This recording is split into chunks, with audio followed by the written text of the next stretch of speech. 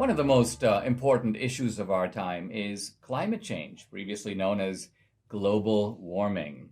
Now, this is part of the left's agenda to dramatically transform our economy, in fact, the world economy, to deal with this supposed so-called crisis. But is it a crisis? How serious of a crisis is it? Is the Earth, in fact, warming, and how much? Is carbon dioxide responsible for that warming? Are human beings the culprits in the catastrophe of climate change? Are storms and hurricanes and forest fires the result of this warming? Is it the case that the oceans are rising and we have to worry about the future of the coasts? What's really behind all this, and what, if anything, should we do about it?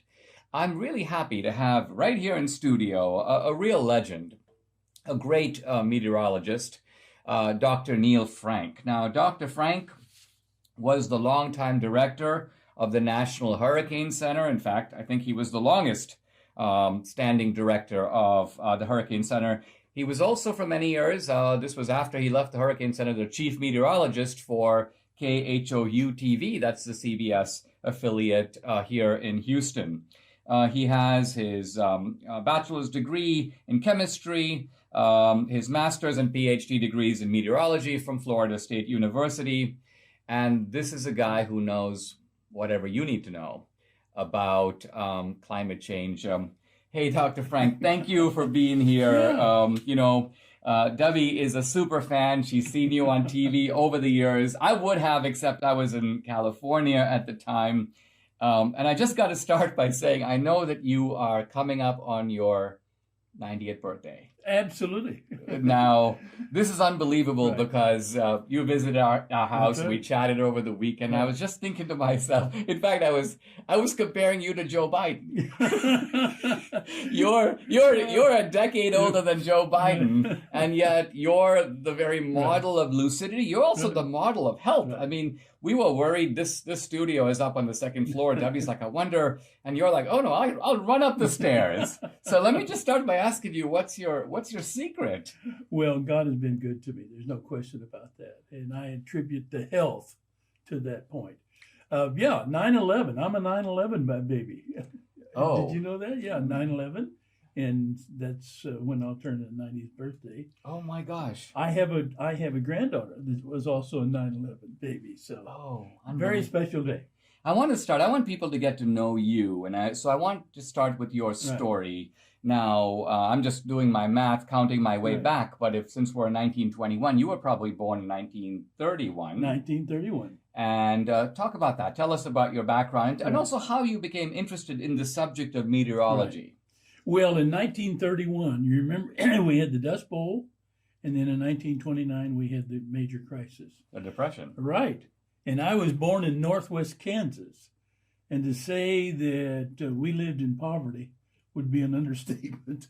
It was unbelievable. What does that mean? Talk about that. Well, we had nothing. We had food because Granddad had a farm and he had livestock, so we had meat.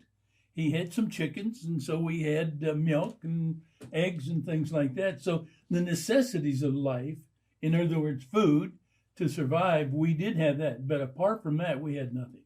I mean, it was unbelievable. I don't know how my folks stayed there. And literally thousands and tens of thousands didn't. They got in whatever they could get in a dilapidated car and headed to California. I mean, I remember reading John Steinbeck, the grapes of wrath, Absolutely. the Okies all moving out That's west right. in search of gold and all that. Wow. So that's amazing. So then what happened? Well, I'd like to point out that when I was a preteen, to go to school, we always had our goggles with us because we never knew when one of these dust storms was going to blow in, and we had to protect our eyes, and there was no paint. Everything was sandblasted, so there was no paint at all. So I think what you're getting at or implying here is that when people talk about the fact that, we've got dust storms today like we never had before, what you're trying to say, it was a lot worse, right? I was there. You were there. I was there. Right? Now, how about meteorology? How did you get there? Well, I backdoored into meteorology. I started out in life to become a basketball coach. And I went off to college and played basketball for 4 years and tennis. with every intention of becoming a basketball coach. And the chemistry professor was very interested in basketball. He came over to me and said, "Neil, you got to major in science." And I said, No, I'm not interested.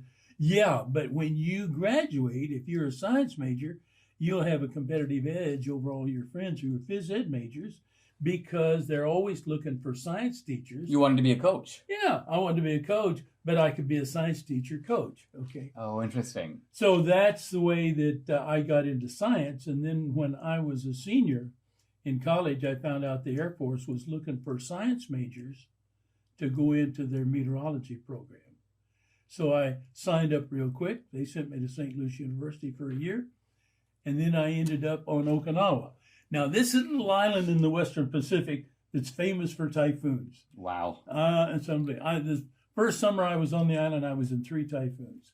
It's wild over there. So that developed, Yep. you began to see Exactly. the power of these storms, and I guess Absolutely. we're fascinated. We all have a sense of awe Right. when we see these incredible storms. And so you decided to make a career of it That's when you right. got out of the forces. Right. So when I left the Air Force, I decided that I'd go back to graduate school, and I wanted to major in tropical meteorology, and that's the way I ended up at Florida State. And you were at the National Hurricane Center, it looks like for Long time. long time. And then but you were director Right. 1974 to 87. Right.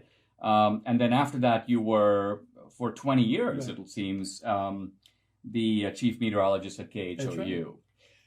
I know in this Right. town, right in Houston, you're a legend because, in fact, even the people at the studio were excited. Oh my gosh, Dr. Frank is coming to the studio. That's I mean, they were literally giddy, and Debbie is giddy. So it's Yeah. wonderful. Well, thanks for being here. This is awesome. We're going to get, when we come back, we're going to dive into the issues surrounding climate change. We'll be right back.